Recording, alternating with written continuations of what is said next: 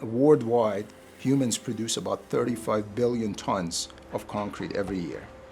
And the way that concrete has been produced for the good part of the 20th century and beyond results on a lot of CO2 emission.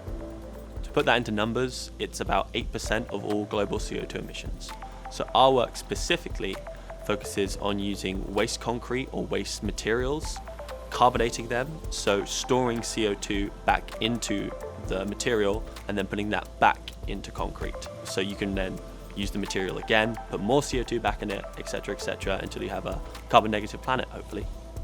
We need concrete, and more broadly, we need construction materials to maintain the quality of life that we enjoy and to raise people's access and standard of living.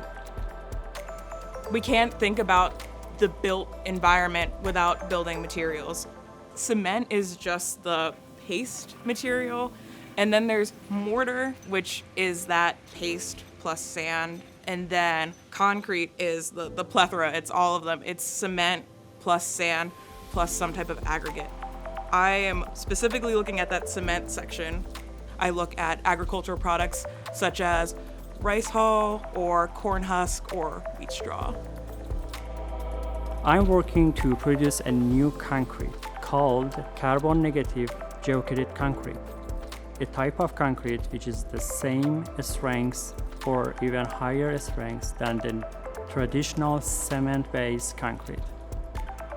Penn State has been a pioneer in concrete research for many years. The climate impact has given us a new passion to drastically decarbonize concrete without lowering its quality and performance, to harness the power of AI, and to capture and mineralize CO2 in ways that have never been done before.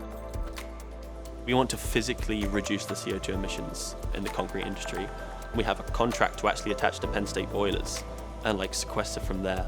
You can't do that anywhere else. So the fact that it's possible at Penn State is just amazing.